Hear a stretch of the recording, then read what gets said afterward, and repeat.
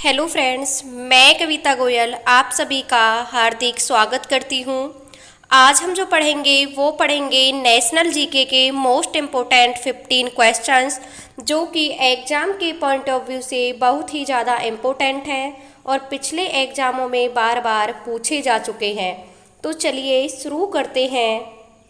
पहला क्वेश्चन है, निम्न में से कौन विंटर ग्रेड डीजल ईंधन का उत्पादन करता है? Option A Hindustan Petroleum, B Bharat Petroleum, C Indian Oil Corporation Limited, D Reliance fuel.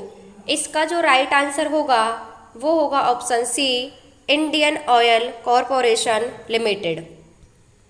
Indian Oil Corporation Limited है वो विंटर ग्रेड डीजल ईंधन का उत्पादन करता है। ये विंटर ग्रेड डीजल ईंधन है क्या? जब लद्दाख जैसे क्षेत्रों में जो तापमान है वो -30 डिग्री तक पहुंच जाता है तो उस समय क्या होता है, जो डीजल होता है वो क्या हो जाता है, जम जाता है। क्या होता है, वो जम जाता है।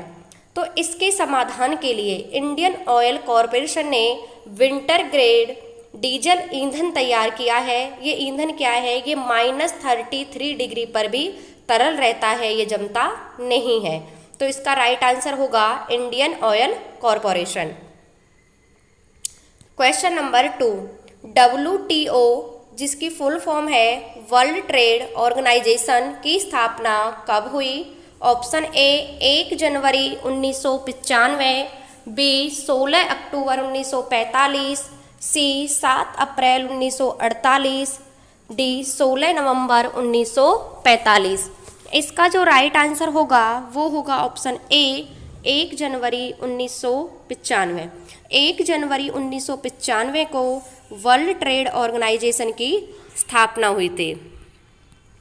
इसका मुख्यालय की बात करें तो मुख्यालय जनेवा स्विट्जरलैंड में है। स्थापना 1 जनवरी 1945 को। 16 अक्टूबर 1945 को FAO यानी कि फूड एंड एग्रीकल्चर ऑर्गेनाइजेशन की स्थापना हुई। मुख्यालय कहाँ है? रोम, इटली में है। WHO की बात करें तो WHO की स्थापना 7 अप्रैल 1948 को हुई। वर्ल्ड हेल्थ ऑर्गेनाइजेशन मुख्यालय कहाँ है? जनेवा, स्विट्जरलैंड में है। यूनेस्को की स्थापना 16 नवंबर 1945 को हुई और मुख्यालय कहाँ है? पेरिस, फ्रांस में। ये मुख्यालय और स्थापना की डेट आपको याद रखनी है, बार बार एग्जाम में पूछी जाती हैं। क्वेश्चन नंबर 3, भारत में स्थानीय स्वशासन का जनक किसे माना जाता है? Option A Lord Lytton, B Lord Ripon, C Lord Dalhousie, D Lord Curzon.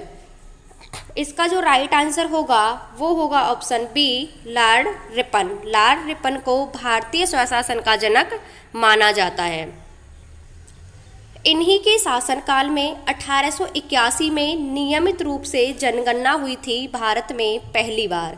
अगर पहली बार वैसी जनगणना की बात करें तो 1872 में लॉर्ड मेयो के शासनकाल में हुई थी, लेकिन वो नियमित नहीं थी। जो नियमित रूप से जनगणना हुई थी वो 1881 में लॉर्ड रिपन के काल में हुई। फ्लोरेंस नाइटिंगेल ने लॉर्ड रिपन को भारत के उद्गारक की संज्ञा दी है। क्या दी है? भारत के उद्गारक की संज्ञा।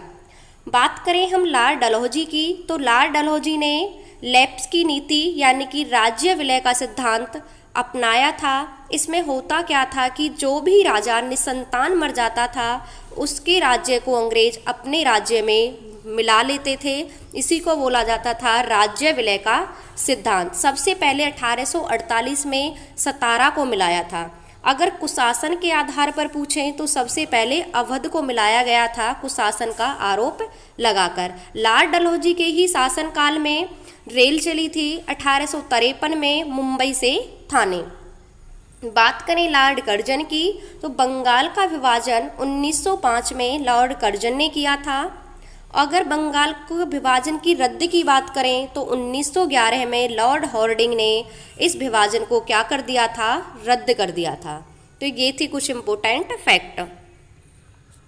क्वेश्चन नंबर 4, फायान चीनी यात्री किसके शासनकाल में भारत आया? Option A Samudragupta, B Chandragupta द्वितीय, सी चंद्रगुप्त प्रथम, डी भानुगुप्त। इसका जो राइट आंसर होगा वो होगा ऑप्शन बी चंद्रगुप्त द्वितीय। जो फायान चीनी यात्री है वो चंद्रगुप्त द्वितीय के शासनकाल में भारत आया था। एक पूछा जाता है हवेनसांग, हवेनसांग राजा हर्षवर्धन के शासनकाल में आया था हवेनसांग, और फायान आया था चंद्रगुप्त द्वितीय के शासनकाल में। ये दोनों ही चीनी यात्री थे। फायान चंद्रगुप्त द्वितीय के शासनकाल में भारत आया। चंद्रगुप्त द्वितीय ने विक्रमादित्य की उपाधि धारण की। किसकी? विक्रमादित्य की। शकों का खात्मा करने के बाद, शकों पर विजय प्राप्त करने के बाद चंद्रगुप्त द्वितीय ने चांदी के रुपए चलाए, जिन्हें क्या कहा जाता था? रूपक कहा जाता था। चंद्रगुप्त द्वितीय के ही शासनकाल में नवरत्न रहते थे। पूछा जाता है किसके शासनकाल में नवरत्न रहते थे? विक्रमादित्य के शासनकाल में। एक पूछा जाता है मेहरौली का स्तंभ किसने बनवाया? तो मेहरौली का स्तंभ भी चंद्रगुप्त द्वितीय ने ही बनवाया था। बात करें हम समुद्रगुप्त की, तो समुद्रगुप्त को भारत का नेपोलियन कहा जाता है। इसे कविराज भी कहा जाता है क्योंकि इसके सिक्कों पर इसे वीणा बजाते हुए दिखाया गया है। लिच्छवी दौहित्र भी समुद्रगुप्त को ही कहा जाता है। बात करें चंद्रगुप्त प्रथम की, चंद्रगुप्त प्रथम गुप्त वंश का वास्तविक संस्थापक है। अगर गुप्त वंश का संस्थापक पूछा जाए तो वो है श्रीगुप्त। अगर वास्तविक संस्थापक पूछा जाता है तो वो है श्रीगुप्त। चंद्रगुप्त प्रथम ने ही गुप्त संवत की शुरुआत की थी।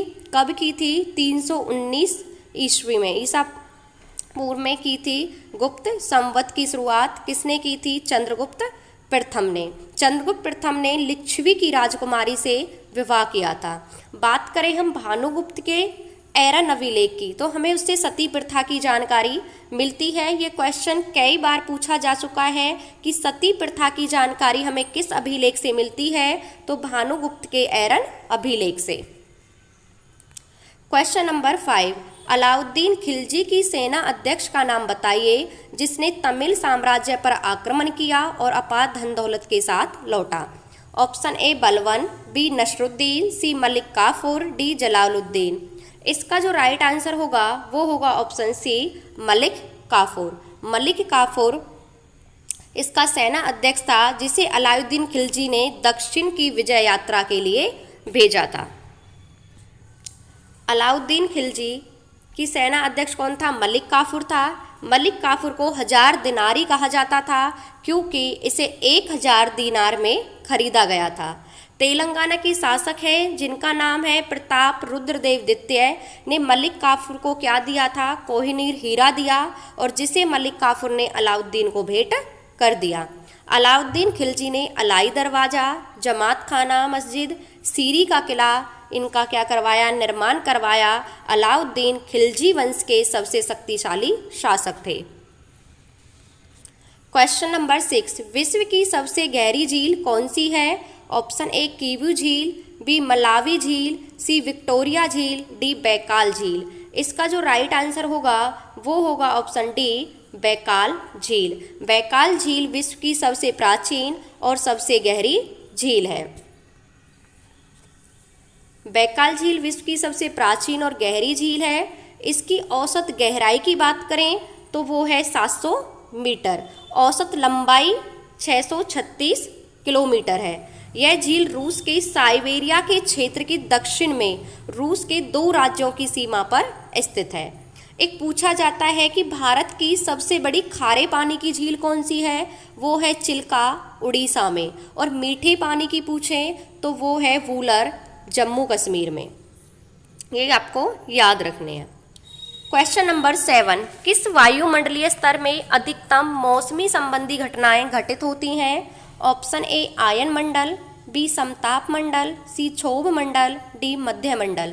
इसका जो राइट आंसर होगा वो होगा ऑप्शन सी क्षोभ मंडल। क्षोभ मंडल में सभी मौसमी घटनाएं घटित होती हैं, और क्षोभ जो मंडल है वो सबसे निचला मंडल है। वायुमंडल का सबसे निचला मंडल कौन सा? निचली सतह कौन सी है? क्षोभ मंडल। क्षोभ मंडल में मौसमी घटनाएं घटित होती है, तूफान, बादल, वर्षा, बिजली। क्षोभ मंडल पृथ्वी के वायुमंडल का सबसे निचला भाग है और इसकी जो औसत ऊंचाई है वो कितनी है, लगभग 14 किलोमीटर है। यह परत भूमध्य रेखा से ध्रुवों की ओर क्या होती जाती है, पतली होती जाती है। जैसे जैसे इसकी ऊंचाई बढ़ती है तो तापमान में कमी आ जाती है। तापमान में कमी कैसे आती है, 1 डिग्री सेंटीग्रेड की कमी आती है 165 मीटर पर। क्वेश्चन नंबर 8, बाकू किस देश की राजधानी है? Option A Ukraine, B Kazakhstan, C Azerbaijan, D उपरोक्त में से कोई नहीं। इसका जो राइट आंसर होगा वो होगा ऑप्शन सी अजरबैजान। बाकू है वो किसकी है, अजरबैजान की। यूक्रेन की राजधानी कीव है, कजाकिस्तान की अस्ताना है। क्वेश्चन नंबर 9, संविधान सभा के प्रारूप समिति के अध्यक्ष कौन थे? Option A doctor Rajendra Prasad, B Bhimrao Ambedkar, C Pandit Jawaharlal Nehru, C Rajagopalachari. इसका जो राइट आंसर होगा वो होगा ऑप्शन बी भीमराव अंबेडकर। संविधान सभा के प्रारूप समिति के अध्यक्ष कौन थे? भीमराव अंबेडकर। बात करें डॉक्टर राजेंद्र प्रसाद की तो ये संविधान सभा के स्थायी अध्यक्ष थे। पंडित जवाहरलाल नेहरू स्वतंत्र भारत के पहले प्रधानमंत्री, और उद्देश्य प्रस्ताव भी किन्होंने दिया था? ये भी पंडित जवाहरलाल नेहरू ने दिया था, जो बाद में जाकर संविधान की प्रस्तावना बना। सी राजगोपालचारी ये स्वतंत्र भारत के प्रथम भारतीय गवर्नर जनरल थे। संविधान की प्रारूप समिति के अध्यक्ष डॉक्टर भीमराव अंबेडकर कब बने? 29 अगस्त 1947 को प्रारूप समिति के अध्यक्ष बने थे। प्रारूप समिति में 6 अन्य सदस्य हैं। अगर टोटल सदस्य पूछा जाए तो 7 हैं, और भीमराव अंबेडकर को छोड़कर कितने थे अन्य सदस्य? 6। डॉक्टर राजेंद्र प्रसाद को संविधान सभा का स्थायी अध्यक्ष चुना गया। अगर पूछा जाता है कि अस्थायी अध्यक्ष किसे चुना गया था, तो वो चुना गया था सच्चिदानंद सिन्हा को। स्वतंत्र भारत के प्रथम भारतीय गवर्नर जनरल सी राजगोपालचारी थे। क्वेश्चन नंबर 10, भारत सरकार के प्रमुख विधि अधिकारी निम्न में से कौन है? ऑप्शन ए भारत के महान्यायवादी, बी उच्चतम न्यायालय के मुख्य न्यायाधीश, सी राष्ट्रपति, डी उपरोक्त सभी। इसका जो राइट आंसर होगा वो होगा ऑप्शन ए भारत के महान्यायवादी भारत सरकार के प्रमुख विधि अधिकारी होते हैं। विधि अधिकारी होते हैं, इनका उल्लेख संविधान के अनुच्छेद 76 में 76 में है, और इनको शपथ कौन दिलाता है? राष्ट्रपति इन्हें शपथ दिलाते हैं। क्वेश्चन नंबर 11, भारत में कर्क रेखा कितने राज्यों से होकर गुजरती है? Option A 8, B 7, C 11, D 5। इसका जो राइट आंसर होगा वो होगा ऑप्शन ए 8। कर्क रेखा भारत के 8 राज्यों से होकर गुजरती है। गुजरात, राजस्थान, मध्य प्रदेश, छत्तीसगढ़, पश्चिम बंगाल, त्रिपुरा, मिजोरम, इन राज्यों से होकर ये गुजरती है। तो कौन कौन से 8 राज्य हैं? गुजरात, राजस्थान, मध्य प्रदेश, छत्तीसगढ़, झारखंड, पश्चिम बंगाल, त्रिपुरा और मिजोरम। कर्क रेखा उत्तरी गोलार्ध में भूमध्य रेखा के 23.5 डिग्री है, और ये रेखा कैसे खींची गई है? पश्चिम से पूर्व की ओर काल्पनिक रेखा है। क्वेश्चन नंबर 12, कांग्रेस ने किस अधिवेशन में पूर्ण स्वराज्य को अपना लक्ष्य बनाया? Option A 1929, B 1939, C 1919, D 1928। इसका जो राइट आंसर होगा वो होगा ऑप्शन ए 1929। 1929 के लाहौर अधिवेशन में कांग्रेस ने पूर्ण स्वराज्य को अपना लक्ष्य बनाया, और इस अधिवेशन की अध्यक्षता पंडित जवाहरलाल नेहरू ने की थी। 1929 के लाहौर अधिवेशन में पूर्ण स्वराज्य को कांग्रेस का लक्ष्य बनाया। इस अधिवेशन की अध्यक्षता पंडित जवाहरलाल नेहरू ने की। इस अधिवेशन में तय किया गया कि 26 जनवरी को प्रत्येक वर्ष स्वतंत्रता दिवस मनाया जाएगा। यही कारण था कि 26 जनवरी 1930 को 12 बजे मध्य रात्रि में पंडित जवाहरलाल नेहरू ने रावी नदी के तट पर तिरंगा लहराया, और उस दिन के बाद 26 जनवरी को स्वतंत्रता दिवस के रूप में मनाने लगे। यही कारण है कि हमारे संविधान को 26 जनवरी 1950 को लागू किया गया, जबकि संविधान 26 नवंबर 1949 को बनकर तैयार हो गया था। क्यों किया गया? क्योंकि जब आगे जाकर हमारा भारत 15 अगस्त 1947 को आज़ाद हो गया तो हमारा स्वतंत्रता दिवस हो गया 15 अगस्त।